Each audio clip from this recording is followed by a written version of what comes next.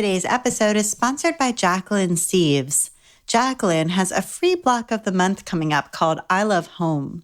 Each quilt block has a house theme. The program will run August through December 2017, and the blocks are pieced with options to add applique or hand embroidery. Get the optional fabric kit for $6 off with the code WHILESHENAPS2017 at checkout.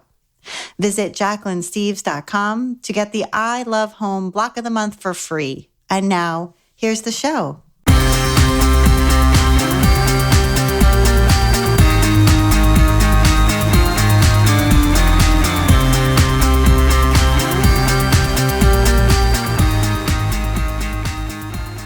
Welcome to episode 100 of the While She Naps podcast. I'm Abby Glassenberg. Today, we're talking about the Modern Quilt Guild and Project Runway with my guest, Alissa Haight Carlton. Alissa is a modern quilter, designer, author, and the co-founder and executive director of the Modern Quilt Guild. She's written 2 quilting books, Modern Minimal and Block Party. And when not working in the quilting world, she heads up casting for Project Runway. Alissa lives in Los Angeles with her husband and 2 sons. Alissa Haight Carlton, welcome. Thanks for having me in episode 100. That's exciting. I know, episode 100. I know, it is sort of crazy. I'm excited about that. So kind of a good milestone. And you're a great guest to help me celebrate. So thanks for being here. And I want to start by talking about the Modern Quilt Guild because this organization has just made such a significant contribution to the creative life of so many people. And it's a global organization with over 10,000 members. Is that right? Yeah, we actually just hit 12,000, which is unbelievable. Yeah. So 12,000 members all over the world, guilds and individual members coming together around modern quilting. So I'd love to start by hearing about the spark that got it all started. Sure.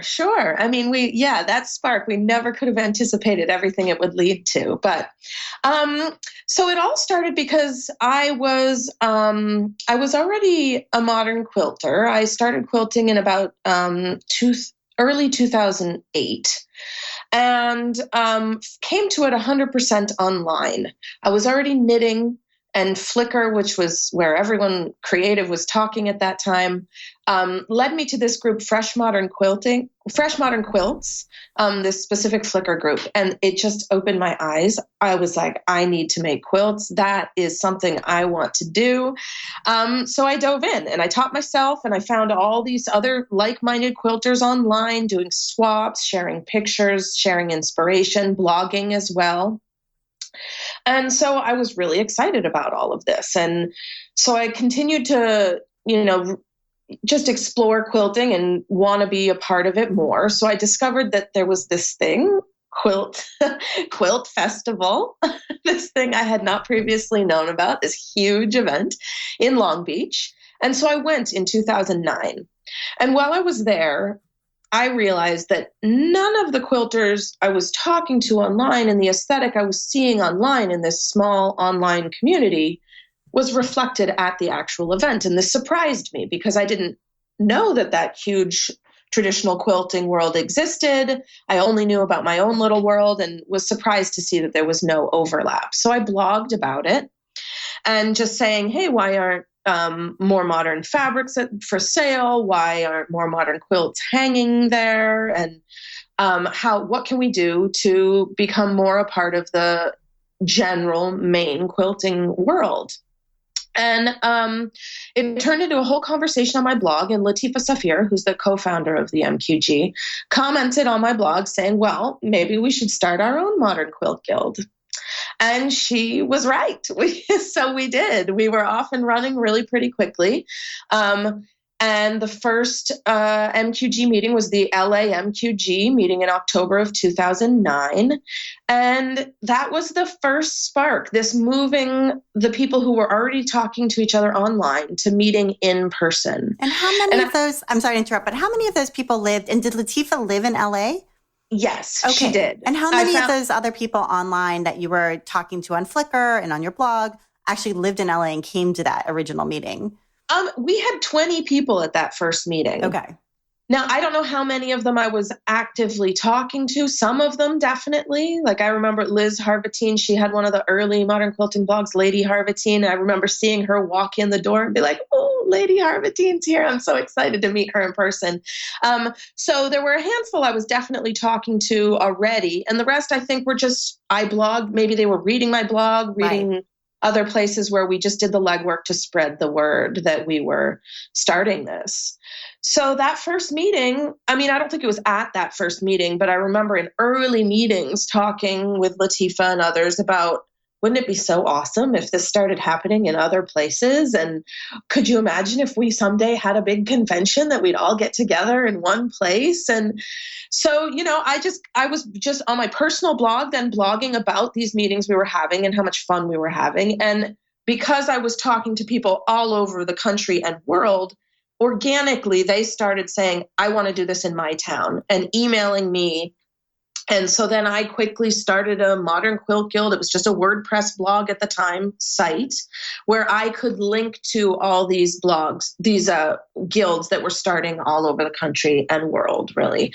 And so it just took off like that, took off like wildfire.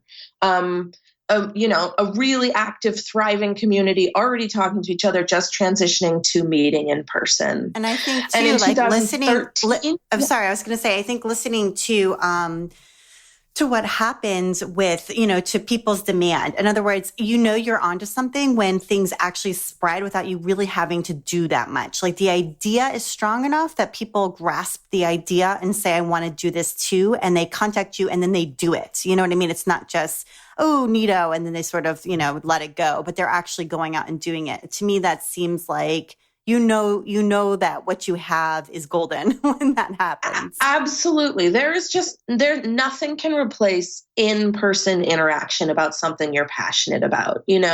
All of us were posting pictures and getting comments, but to have those oohs and ahs or that feedback and in person is just so inspiring in a way that can't be duplicated in a different way. So yeah, it really just took off like wildfire. And we quickly realized, okay, we need to figure out a way to formalize this. This isn't, it was just all organic growth. There was a hub online that I was maintaining, and we sort of formed this early planning committee with a handful of us. And we were doing a lot of legwork to keep the fire burning, but we realized we really needed to formalize. We needed to have a way for somebody to formally say, yes, I am a member of the MQG. But we also realized we needed money to do that because we needed to launch a big website with a membership database and all of that. So that's how QuiltCon came into play. We realized, I might be getting ahead of myself here, but we realized we could make money on a big event that then could prompt us to formalize membership. So let's take this apart a little bit. So, I mean, I'm part of a local artist group here in my town in Wellesley, Massachusetts, and it's called the Wellesley Women Artisans, and I founded it with a friend. And, we've gone through a lot of different sort of conversations around formalizing because there's like a sort of hesitancy there. There's pros and there's cons. Obviously, if you have the pros is you have money, you can do things, you can create a big website, you can create an event, you can, make things formal and real. On the cons, though, it's like now there's committee meetings and now there's paperwork and accounting. There's sort of like there's a board and people are going to get upset because they're not on it and, like back and forth. So it's almost like we've decided to sort of keep it super informal and just go to each other's houses and make art and sort of let it just be that and have some like local events in town, but not get bogged down because the times we have, it really has felt like we got bogged down. So was there any feeling there like maybe we don't want it to turn into that and maybe we do want to keep it tiny, or was it always like, let's just do this? Well, because of the scale of it, it became sort of like inevitable that we had to do it because we were international, but all these, we needed a way for the MQG, the umbrella organization to somehow represent and be a part of all and, make all these different local guilds cohesive. And there was no way to do that without formalizing. And I think what you're describing has lasted at the local guilds. Like the LAMQG. People are making quilts. They love talking to each other about them. People will have a sew day at their house. They, casual get-togethers at a museum for inspiration. Like that's all happening at all of the local level. And I think the local guilds have varying degrees of formality, and that's completely up to them. The MQG doesn't dictate how each local guild runs itself, beyond the fact that we give U.S. guilds nonprofit status, so they have to follow some guidelines in order to be sure they're following 501c3 rules. But aside from that, we really don't. The local guilds can be as formal, as informal, and casual as they want. But on the international level, we really had to formalize in order to be able to keep this thing moving along, to keep it driving. And the board, like you were like, initially we had a board because we didn't have formal membership. We had a board, and it was just people who had been volunteering a lot of time at the international level, who had really just been doing a lot of work for the organization on their own. And who, for one reason or another, made good sense to have on the board. And then we were getting feedback, completely legitimate feedback. Like, if we have a board, how do we know membership is appropriately represented on it? But then on the other hand, if we didn't have formal membership, how could we know what members we were representing on the board? So there were a lot of things that we knew we just had to formalize in order to keep the organization growing and thriving. Okay, so you decided to become a nonprofit, which you mentioned, which is a 501c3 status. And can you just explain for people who sort of don't know a whole lot about corporate structure and nonprofit status, like why was that the right choice? Really, the vast majority of associations are nonprofits. Now, a lot of them are 501c6s, like professional associations. We were a 501c3, which is because of our focus on education in our mission. Charities and education nonprofits are 501c3s. So that's why we fit under that specific category for nonprofit status. We also really wanted to make sure membership knew that we're doing all this because we are the community. Those of us who run the organization and have from the beginning. We began it and run it because, I co-founded the LAMQG, Heather Grant, the other sort of my partner in running in the staff, founded the Austin MQG. Jackie Gearing, who's been a part since the early days and still sits on the board, was one of the co-founders of the Kansas City MQG. Like, we were doing all this out of our passion for the organization, for the community.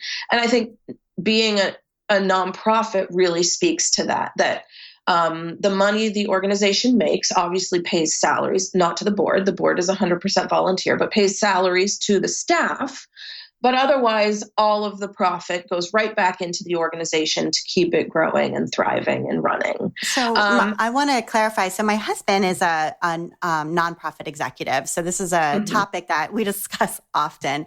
And I think that there is a misconception among some people who look at or think about nonprofits just sort of on a surface level that the staff should be volunteer, that nobody should be getting paid. And my point and his point is always, if you want the organization to run well and to have dedicated, talented people be there day in, day out, making sure that it runs well and is a great product and a great place to be, then you need to be able to hire in a competitive market. Like, you need to be able to hire, in his case, he's a financial executive, people who are comparable, pay scale in for-profit organizations. And I think that there can be some feeling like, oh, why are they getting paid a salary? Why is Alissa getting paid and Heather getting paid a salary? So can you just explain sort of how that works and sort of clarify that? Sure. Yeah. I mean, it's exactly what you laid out. If I'm putting 40 hours a week of my life into this, I need to be able to also pay my bills and support my, help support my family. And like you said, make competitive money. I think it's pretty clear to everyone that nonprofits do not always pay as well as for-profit companies. There's a number of different reasons there. They should, in theory. I think there's a lot of people working in nonprofits out of passion, so they're willing, and this is a bigger conversation about the culture of nonprofits, right? But and this idea that every single penny should just go back, but people, it's just not sustainable. Like you said, the MQG now has 5 full-time employees and 2 part-time, and part of what makes, we couldn't do what we do without that. We couldn't put up QuiltCon. We couldn't, provide all the patterns and webinars and membership. We wouldn't have a membership database maintained. It's just not feasible to continue running an organization of our size without having paid employees. Okay. And I think that's great. I think thank you for saying that. And I think it's really important for people to understand that. And, my husband, in his case, he works for a charity. And I think even then it even gets more complex because like you were saying, people feel like every penny should just go directly to the recipients of the charity. But exactly like you said, like that is just, and if you want it to be fiscally responsible and invested properly and all of the rest, you need to have people who know what they're doing and who are devoting their career to it. And those people need to have health insurance and they need to be able to survive. So. Absolutely. The MQG does not yet provide health insurance for its employees. I'm looking forward to that day. Yes, that day does need to come. You guys deserve some good health insurance and retirement plans and all the rest that the rest of us get. Well, I don't, but people who work for, organizations should get. Okay, so you went ahead because of this push needed to formalize, became a 501c3, and you have a volunteer board and all of these guilds all over the world. And can you explain about individual memberships? Because I think some people might not be totally clear that you don't actually have to be part of a group. You can be a member of the Modern Quilt Guild just as you are. Exactly. Yeah. There's 2 ways to join. You can either find the guild local to you and join that guild. And by joining that guild and paying that guild dues, the Modern Quilt Guild, you will get membership to the umbrella organization, the Modern Quilt Guild as well. Or if there is not a local guild close to you, or if, you're not someone who wants to add, meetings once a month to your calendar or whatever the reason might be, you can join individually. And that's just a flat $30 a year. You just sign up online and you get all the benefits that come with membership, the 12 patterns of the month, the block of the month, all access to all of our webinars, discounts on our events, and the back catalog of all of those things too, which is really now over the years accumulated to quite a good chunk of content, so people can join either way. Okay. And And I'm just wondering about pushback. I think as an organization grows, and this has been 7 years or something like that since the beginning, that you've been working on this and growing this, and there's inevitably going to be growing pains.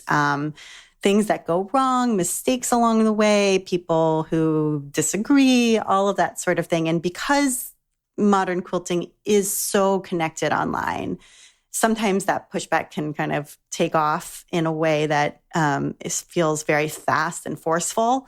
So I wondered if you have any sort of thoughts on what you've learned along the way about building such a large community.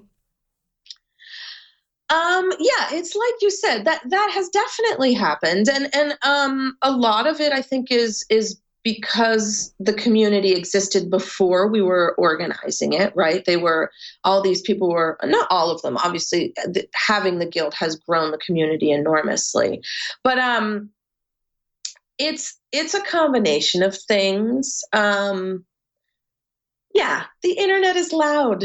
Two very, very upset people can be very, very loud. And just the nature of human nature is that they're heard more loudly than the 200 people who are not saying anything, who are fine, So, we've learned a lot along the way. We've really learned a lot. It's, for all of us, who are on the staff and on the board, I believe. Well, there are board members who have sat on other boards, but for a lot of us, it's the first time we're doing this. And we come to it with 100% good intentions. That's the one thing I always try and really stress is that I don't think anybody would be working for a quilting nonprofit with bad intentions, because they're not really going to get far and they're not going to make a lot of money. And so why would you? So we approach it with really, really good intentions. And we really learned that we can take that pushback and that feedback, be it constructive or not, but we can hear it all, having, realizing we have to have thick skins when hearing it, because we can take it and turn it into something positive. We can be open to it and turn it into something positive. I feel like that pushback lets us fill the holes in the dam. You know what I mean? If they're poking holes, good, I'm happy to see them. I can't always see every hole because I'm so entrenched in the day in, day out work. And so if somebody points something out, even if it might be like difficult or personally hurtful or whatever initially, I can put that aside and see they're right. That is a problem with the organization, and we should address that. And,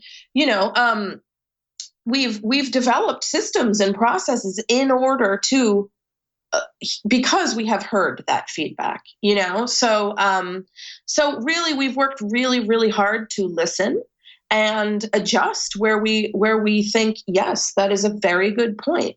Independently of how it might be communicated to us, it can be a good point. Mm-hmm. So, yeah, I think I think that's totally fair and good for people to hear as well. I want to take a minute now to talk about our sponsor, Jacqueline Steeves. Jacqueline Steeves' I Love Home block of the month is just about to get started. It's free, and there's a sew-along that goes with it, which you can find at jacquelinesteeves.com. Each of the blocks has a house theme, because who doesn't love house blocks? And the program runs from August 2017 through December. You're going to get 4 blocks for free, and Jacqueline will show you options for either just piecing the blocks or adding applique and hand embroidery to embellish them. This block of the month is a great project for both beginning quilters as well as more advanced quilters. The patterns have a lot of step-by-step diagrams, and Jacqueline's got some video tutorials to show you some of the embroidery stitches as well. You'll get lots of ideas for fabrics and colors, and there's also going to be giveaways with sponsors along the way. You can join Jacqueline's fun Facebook community, Sew Quilty Friends, to share your photos and ideas and questions as you stitch throughout the last portion of 2017. Jacqueline's also put together a fabric kit for the sew-along, so if you want to get everything that you're going to need right at the beginning, you can go ahead and get that. It's available now. You can use the discount code WhilesSheNaps2017 and save $6 off the price of the kit through July 10th, 2017. So act now, get the kit, and you'll be all ready when the sew-along begins in August. Sewing together with a community of friends makes a project so much more special. So give this block of the month a try. Visit JacquelineSteeves.com today. Check it out, and I'll also have that link in the show notes for you. Thank you so much, Jacqueline. And now back to my conversation with Alissa. So it sounds like QuiltCon, which is your event, was part of the idea from the very beginning, like this, that you would have an event, sort of a gathering, a national gathering, was sort of part of the excitement right from the beginning. And I was able to go to QuiltCon in 2017 in Savannah, and I actually met you in person briefly in the hall. That's great. And it was a really great experience, very impressive. And I'm wondering if you sort of see QuiltCon now as a peer to Quilt Festival, which is the show you had referenced earlier that you had gone to and not seen any representation of the people you were communicating with online. So is QuiltCon now in your mind or in the mind of the Modern Quilt Guild collectively sort of peers with the AQS shows or with the Mancuso shows and that sort of thing? Well, there's a couple of differences. First of all those shows are put up for profit, and that's a huge difference. So it drives the people who are putting them up differently. All the profit that QuiltCon makes is, financially, the two organizations are not separate. QuiltCon is not separate from the Modern Quilt Guild financially. So the profit that QuiltCon makes goes right back into the guild itself, the event as well, of course, part of what we have to spend a lot of what we make on putting it up. But also, QuiltCon is specifically a modern quilting quilt show. It is about modern quilting. It is to further the Guild's mission. So we really stay focused specifically on modern quilting in our workshops and lectures, and the quilt show really, I think, is like key to our education. I can't tell you how many times I've had people go, I wasn't totally clear on what modern quilting is, how it's different from traditional quilting, but then I saw the QuiltCon quilt show and I get it. It just clicked for me. I get it. Sometimes it's really helped us that way. So I think we're different from those shows in that way. Those shows are broadly quilting shows. They might have an art quilt exhibit, or they might have, a modern quilt exhibit, and we do sometimes have, though, in this coming QuiltCon 2018, we are going to have an exhibit from SACWA, but there is always a link to modern quilting. Those are art quilts that inspired the modern quilting movement. We always have a link that brings us back to our mission. And that's really our true north whenever we're making decisions, both about the event and the guild in general. So I would say those are the two big differences. Okay. And you have taken on other big projects that you've probably had to make those decisions about. In other words, does this fit? Is this what, furthering our mission or not? And I'm thinking about, you have a book coming out soon, and you also have a PBS show. So do you want to talk a little bit about each of those things? Who's publishing the book? The book is published by C&T. Okay. Who are a large quilting book publisher. Mm-hmm. And yeah, it's going to be a beautiful coffee table book that is, just a gallery of over 200 quilts made by MQG members. Starts with a short history of, and sort of describes the movement and how it came to be, but really so there's a bit of text, but predominantly is just a big, beautiful photography book of modern quilts. And was that a project that came to you, or was that something that you sort of pitched? It's something we pitched. We went to more than one publisher and pitched it and talked through, our vision for the book, and ended up going with the publisher who we felt most aligned with. When you're working with a publisher, you really want to make sure they see the book the same way you do. So we that's how we do. It's a book we'd had in mind for a while, but at the same time, if the movement had been too young, there wouldn't have been enough content for the book. We needed to let the modern quilting movement mature somewhat in order to have really, really outstanding quilts, through the whole book. And right. And I think it'll be nice to have this sort of solid piece of, of media that you can hold in your hands and look through. And you were talking about that aha moment that some people have when they attend QuiltCon for the first time and aren't 100% clear on what modern quilting means or what it's about. Then they walk the show and they get it. So this is a way for maybe a little bit of a wider, world to have that aha moment right in their own home. Absolutely. Yeah. I mean, I really think this is a coffee table book that can be on, and anyone who loves art or design of any kind would love this book. And then the PBS show is sort of an exciting project too, but maybe along the same lines of furthering that educational mission. So you want to talk a little bit about that and how it came about? Sure. For that, we were actually approached. KS Productions are the co-producers of the show, along with the MQG, and they already do a number of public television quilting shows. So they came to us. They had this idea, this new segment of quilting now exists, and there should be a public television show to fit that need and those quilters, and to spread the word even further. So we were, of course, very excited and on board with this right away. We just thought, this is fantastic, meets our mission absolutely. And yeah, so we it's a really good partnership in that the MQG has real access and knowledge about all modern quilters today and who's doing what and who would be a good fit for which segment and what they could teach. And then they really have the TV production. They have the studio, they have the knowledge, they have the gear already. And so we really work well together in a partnership that way, in terms of providing what the other half would need to make this show a success. And we just finished filming the second season a week ago. So yeah, and it's fantastic also because we really, really realize that video content is something that is only more and more prevalent online and more desired. And it was a way for us to provide. The show is on public television, but all of the content is also free for our members on our website.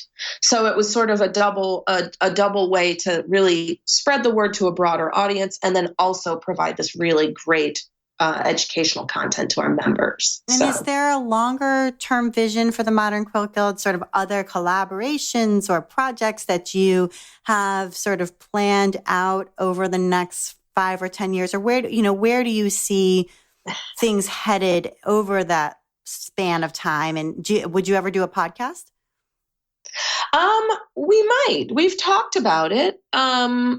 We always do a lot of research on what already exists. Where can we fill? We don't need to duplicate something that's already successfully being done.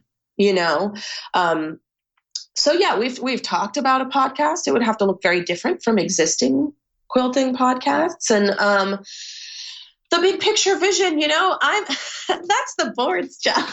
No, I don't mean to push it off. That's a really good question. And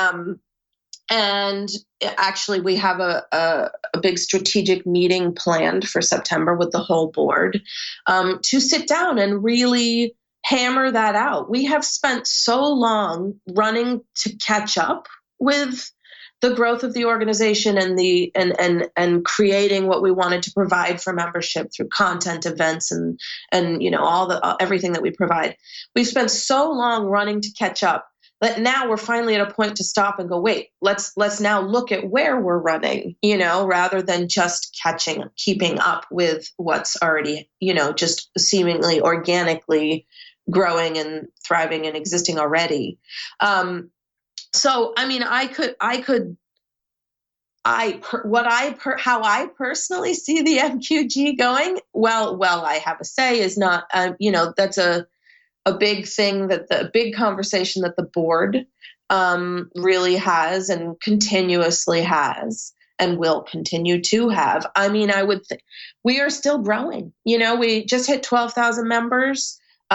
We'll continue growing. We'll continue doing QuiltCon. We're always looking for new and exciting and different projects that meet our mission without overwhelming staff's abilities. See, this is another thing, is there's always more than we can actually manage to do. So we'll see, but things are, it's still, I often think we're no longer an infant organization, but we're just getting into our adolescence. So we'll see what adulthood looks like. Okay. Yeah. Let's turn now to your other job, because you're a person who has two.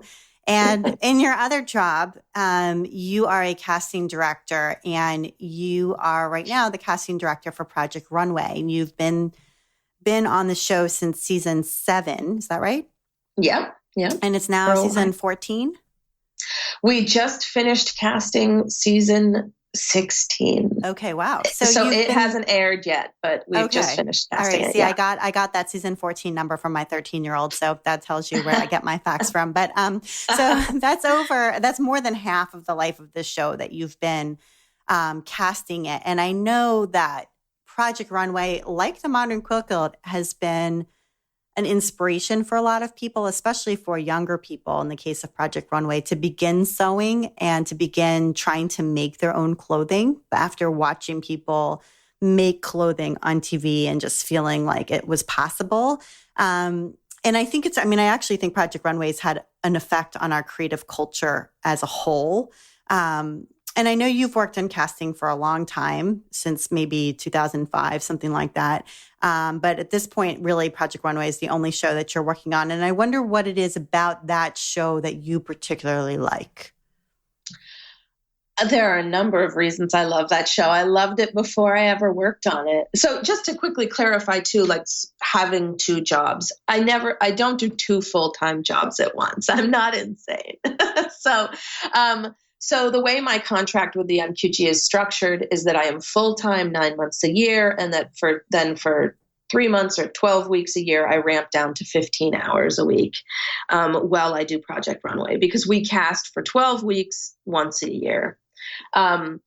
So I had a 15-year career casting all different kinds of reality shows, but it was freelance, so I could pick it up and put it down as much as I wanted. And so I was able to, in those gaps of not having a job casting, to do this MQG work, initially voluntarily and then eventually hired. First, I was hourly, and there was an understanding that just financially I had to keep casting. But then as the guild grew and became more financially sound and stable, we were able to work out this situation where I still do Project Runway. So I don't think it's a surprise to anyone that television pays a little bit more than a quilting nonprofit. So financially for me, that's a lot of what drives me to continue doing Project Runway once a year. But beyond the money part, the show itself is so great. There's so many reality shows where you're just looking for attractive, big personalities. Project Runway is about the skill they bring to the table. These people are so talented. I sit in these casting calls. I don't garment sew at all. And I have to say, having worked on the show confirms that I probably never will, because I see these people come in with 4 years of schooling in garment sewing, and they are so talented. They are so skilled. They really have these skills of a craftsman to know how to build garments. And then they have the creative part of putting their own point of view, their own vision on top of it. And that's what they bring to the table, and that's why they're on the show. And the show also, Tim Gunn used to come to the casting calls a lot. He hasn't for a couple of years now, but so I've met him a number of times, and he would always say the show promotes hard work. And he's right. They have to work so hard, to even qualify to be on it, but then actually being on it is hard work as well. So that's some of the few reasons I love that show. I've always loved it. I think it's perfect for the television medium because you look at fashion. That's always my gripe with Top Chef. You can't taste the food, Right. But with Project Runway, you look at fashion. And yeah, having been on it a number of years now, we're now casting designers who say they got into design because of the show. It's really rewarding. Yeah. It really is. I imagine that's true. And can you just tell us a little bit about what you're looking for? I'm sure everybody asks every casting director that. That's like got to be the most common question. What are you looking for? But I'm just going to ask it anyway. So what are you looking for in a contestant for Project Runway? Well, the first thing is talent. That is what comes first.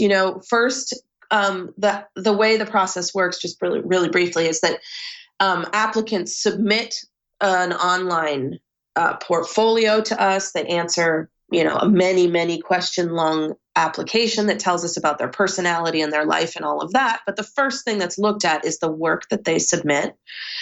Based on that work, they are invited to closed casting calls. So they happen all over the country. We invite the designers whose work meets a certain bar, and that's completely independently of who they are, right? Like, I mean, obviously we have to make sure we're maintaining diversity in all ways in terms of who we invite. We can't look at it, 2 months into the process and be like, oh no, there's only blonde girls at all the casting calls. We have to make sure that, we maintain diversity in all ways, because that has to be represented on the final cast as well. But so based on that, they come to casting calls if they are invited. They meet then with a fashion panel.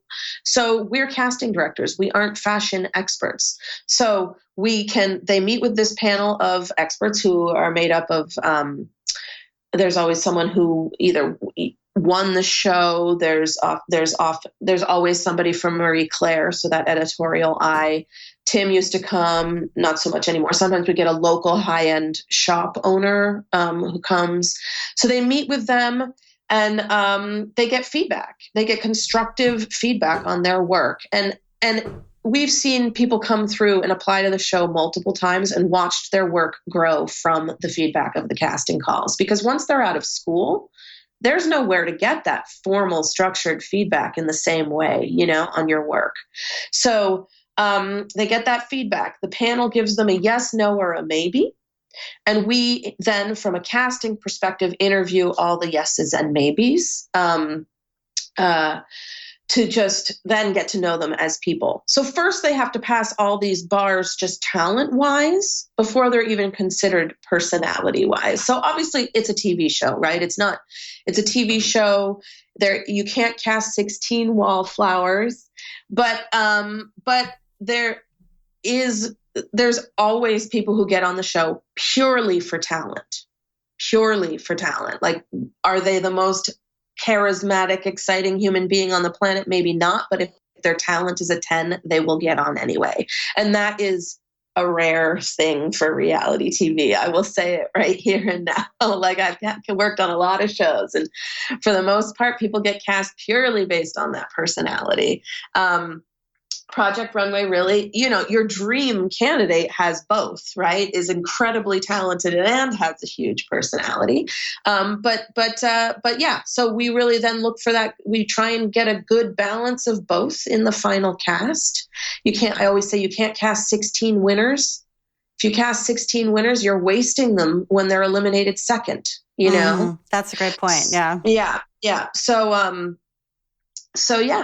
that's really, we're looking first and foremost, the most important thing we're looking for is talent. And that is really the truth. Yeah, I think that's great, right? It's like that Tim Gunn wow factor, that unique voice. And I think that also carries forward into quilting, right? That wow factor, yes. The unique voice, the individuality, innovation, that's somebody who's doing something or seeing something in a new way, that all of us have been looking at that color red, but here's that color red presented differently.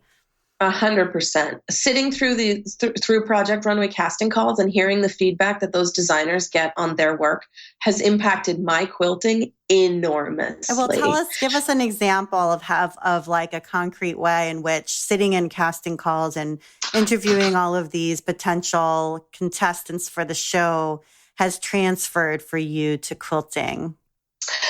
Well, that would be in relation to the quilts I personally make, right? Sure. Like, which since having kids, I make many fewer than I used to, but that's a chapter. I'll ramp back up again when my kids are older. But so I think any artist, and you'll hear artists give this advice, like go work in a different medium, go learn how to throw pottery in order to sort of reinvigorate your own work and look at it with fresh eyes. And so that has absolutely happened for me. I mean, the feedback that they get can apply to any art form, learn how to edit, don't over design, find your own voice, all these things apply to any art form, and really made me start looking at my quilts, hearing those words in my head, what would Nina Garcia think of this quilt? Would she think this quilt has taste issues or needs to be edited, is too busy, is too, So yeah, it really, and also the idea of finding your own voice, which you can only do by doing, right? The more quilts you make, the more you will automate of your own design. You know, if you make pattern after pattern, you're going to improve your technical skills, but and your color selection or fabric selections, all that will improve. But if you keep using other people's patterns, your design eye might not improve as much as if you're always pushing yourself to make your own designs, or at least tweak existing patterns to give add your own voice to them. I hear that. I think that's really good advice. And I know that you've written, 2 books, and they came out a while ago. And as you said, they came out in 2011 and 2012. And as you said, you're in a different chapter of life now. You have 2 young children who you're, being a mom to, along with doing all of these exciting things. So, and I feel like, there's one route where you write patterns, you maybe design fabric, you blog, you teach around the country, basically market yourself as designer. And you have chosen not to do that, to not pursue that path. And I wonder if there's something about that sort of kind of work that isn't that appealing to you. Well, it's a couple different things. Having young kids is huge, right? Like all those things that you listed, teaching is what the biggest percentage of people's income comes from, right? Like they could be fabric designers and pattern designers and write books and teach. And they have the teaching, I think they would all agree, is the biggest percentage of their income. And in order to teach, you have to travel. You have to always be gone. You're never home. And I have a 1-year-old and a 5-year-old. That's just not only is it not on the table, I wouldn't want it either. I want to be home with my kids while they're this young. It's also a different avenue where I'm in the quilting world and make a living has presented itself through the MQG, And I also figured out pretty early that my casting skills, these organizing human beings skills that come from reality casting, transfer very well to the guild, to running the Modern Quilt Guild. I have this skill set already that lent itself to, in reality casting, we call outreach, when you're spreading the word that you're casting at all and you're looking for a very targeted demographic, a certain group of people who do a certain thing. That outreach is what made the guild grow initially. I could do that already. So I guess it was a transfer of a skill set there that was pretty clear, but then also that I make a salary from the MQG. And so I'm entrenched in the modern quilting world day in, day out. I'm inspired by the work I see around me all the time. But you're right, it's not my own creative work. And I don't know. We'll see what happens when my kids get older and I have more time to make more quilts, if that's something I want to pick up. But it's just such a scramble. There's so much hard work that goes into making a living that way. Yeah, it's a huge hustle. It is a hustle. That's the word. Hustle You're for right. sure. It is a hustle. Although I don't do exactly that, I do a combination of that and other things. But no matter what, it's a hustle. And as I always say to my husband, you got to pedal the bike. And the minute you stop pedaling, you stop getting gigs and you stop earning money. So it's an 100%. Exhausting hustle for sure. And it's definitely not something that everyone is cut out for, or that anyone is cut out for all the time. But right. But it's an exhausting hustle to make like $50,000 a year. That's right. Like you said it. I mean, that's what that reality looks like for many, many people who appear to be extremely successful. And it's $50,000 a year with no benefits. And, right. And a lot of the most successful ones, Amy Butler lives in rural Ohio. I live in Los Angeles. Mm-hmm. Like my expenses day in, day out just are higher. It's a really hard way to make a living. Amen to that. Yeah, for sure. And you mentioned having 2 sons and being a working mom. And are you commuting to an office during the 9 months that you're working for the Modern Quilt Guild? I do not. We do not have an office. We all work, the whole staff works remotely and makes their own hours, which is fantastic. There's a lot of us who are moms to young kids who work for the organization, and it's sort of the perfect fit that way. Like I can, later on today, I will go pick my 5-year-old up at summer camp at 3. I can do that. I have that flexibility. We do have a show office for 3 months leading up to QuiltCon. So when QuiltCon is in Pasadena, I do have an office at that point, which is kind of a fun switch, but I still have the flexible hours, which is awesome. So that's great. And do you have any tips for, I mean, I always ask this question, but do you have any tips for moms who are, working and trying to do both well, trying to be there with their children and enjoy their children's childhood, and also be there for the business they're building and enjoy that too? Any tips for managing, juggling? How are you making that work for you? I don't know if I am. I mean, I think it's the same struggle for all moms in that situation. Anytime and it's also that the MQG is something I co-founded. And so it's really something I'm hugely passionate about. It's hard to put it down when I'm not working. So that's part of the complication, right? Like if I just had a standard 9 to 5 where I closed the door and, drove home from the office, it's easier to put it down when you're not at work. But, when I'm hanging with my kids, my email inbox is hanging over my head. And then when I'm working, that I'm not spending time with my kids is heading over my head. But that's, this gets into a much larger conversation about the role of women in society and, how that develops and why we feel that way to begin with. I have done my best to just come to the conclusion that that's just part of it. The struggle and finding that balance is part of the day in, day out. There is no balance to be found. It is just always managing it that is part of the job, part of life, not the job, but life. And to cut myself a break, to not feel, if you always feel guilty about one or the other thing, then you're always feeling guilty.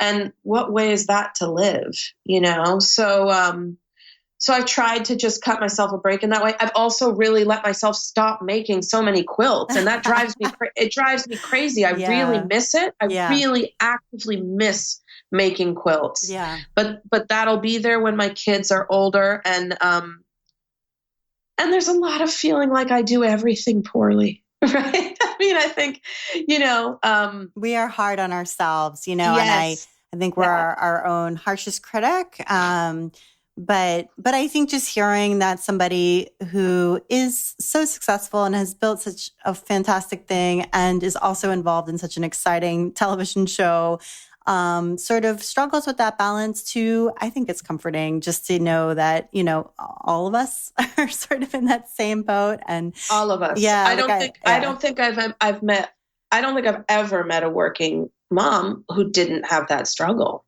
Yeah. But I guess I just feel like I love to work. And so work is really important to me. And it's interesting because I always thought I just really wanted to be a stay-at-home mom. And then when the day came, I immediately knew I actually really loved working. And so there needed to be balance there, as far as not balance, but I needed to do both, and find a way to do both. Yes, I agree completely. I love working too. It was never...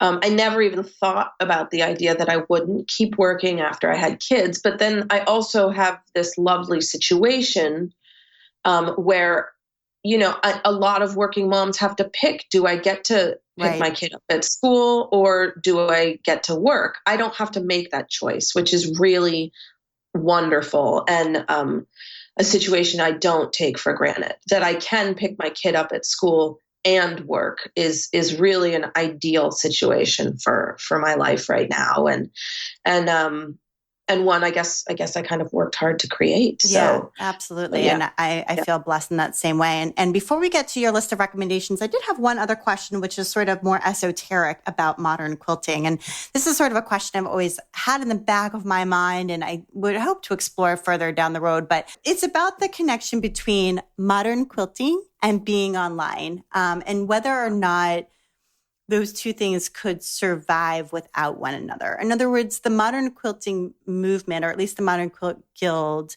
was birthed out of this Flickr and blogging communication.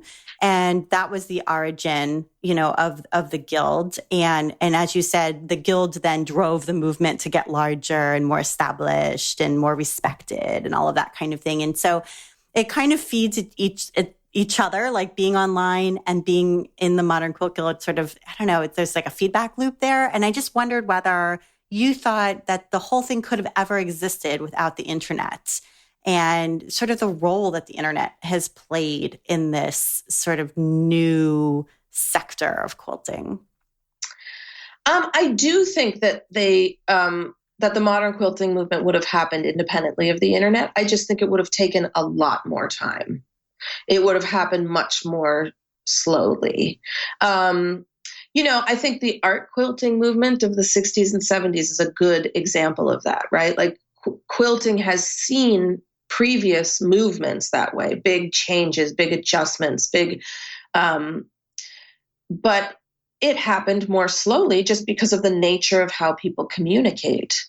Now the internet makes everything so much faster. We can post a picture in 2 seconds and that picture inspires, 100 other quilters to go make their own quilt that is, inspired by or pushed, their voice is pushed by what they see around them. And so it just moves much more quickly, I think, because of the internet.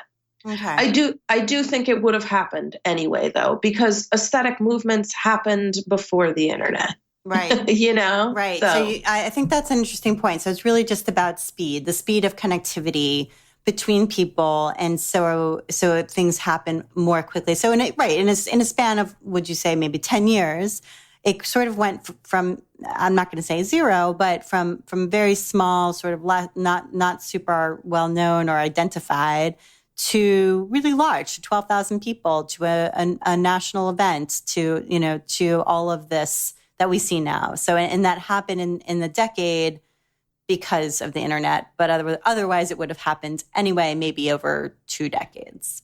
Exactly. SAQA, the Studio Art Quilt Association, kind of the art quilters equivalent of the Modern Quilt Guild, has been around for 30 years. So I think a similar, I think that art quilting is a really good example of a similar movement having happened independently of the internet. And I think that it seems to me too that the Gee's Bend exhibit was really like a pivotal moment as well. Like if I were to trade, like every time I feel like I discover a different modern quilter, they point to seeing that exhibit in person as the thing that opened their eyes to sort of a new way of looking at quilting. And they sort of went home and got to work. And I mean, it's obviously not everybody, but it does certainly seem like that exhibit was a pivotal moment in the development of this movement. Yeah, I would say that is definitely true. Yeah, That's absolutely true. Right. Yeah. Okay. All right. So let's get to your recommendations because they're great. So the first thing you wanted to recommend is Pam Wiley's. So she's an amazing quilter that you are inspired by, and you wanted to recommend her quilts, especially following them on Instagram. Yes. She is a long arm quilter. But who also pieces her own quilts. So her quilts are made from start to finish. But her long arm quilting is really sort of the star of the show with her quilts. She's so talented and does such amazing work. And she's somebody who I think has been a little bit under the radar because she's been doing her own thing. She taught at SCAD, at Savannah College of Art and Design, for years and years. Still does, I believe. I don't think she's chair of their department anymore, but she still teaches.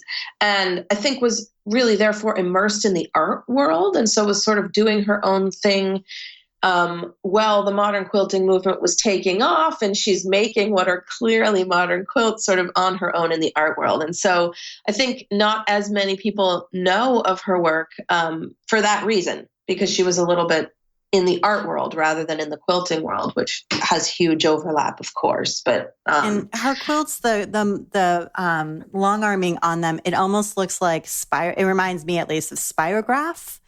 The way that true. it's got that sort of lines that sort of circulate outwards, and a lot of red and white, and it's really geometric and incredibly interesting and different from what you're seeing elsewhere for sure. I definitely recommend people come check this out. That's super she's cool. Amazing. Yeah, your coffee table book, which is coming out, and tell us the name of that book so people can pre-order it. It is called Modern Quilts, Designs of a New Century. Okay, and is it on Amazon or wherever now? It is. Okay. Yeah, it's both. It's available for pre-order in the MQG's shop, which is modernquiltguild.com, and there's a shop tab at the top, or on Amazon. Yeah. Okay. Super. It comes out late in the year. So, just little personal tidbit there is that my father for Christmas every year gives me a big hardcover quilting book. He's done this since I fell in love with quilting. And this year I'm going to give him this one. Aw, it's kind of cool, That's so nice. Absolutely. Yeah. Oh, he'll be so impressed. That's great. That's a great tidbit for sure. And you think it'll be available for Christmas shopping? Hopefully. Yes. Yeah. It's out by the end of the year. Okay. Yeah. Perfect. All right. Alissa, thank you so much for taking the time to be on the While She Naps podcast. It was great talking to you. Really, my pleasure. Thanks so much for having me. And you've been listening to the While She Naps podcast. I'm Abby Glassenberg. Visit my blog, whileshenaps.com, where you can sign up for my email newsletter to get the best in sewing and blogging and small business delivered right to your inbox each week. Today's episode was sponsored by Jacqueline Steeves. Jacqueline has a free block of the month coming up called I Love Home. Each quilt block has a house theme, and the program will run August through December of 2017. There are options to just piece the quilt blocks or to embellish them with applique and hand embroidery. You can get the optional fabric kit now for $6 off when you use the coupon code WHILESHENAPS2017 at checkout. So visit JacquelineSteeves.com to get the I Love Home block of the month for free. And thank you so much, Jacqueline. And if you enjoy the show, tell a friend about it. Thank you so much, and I will see you next time.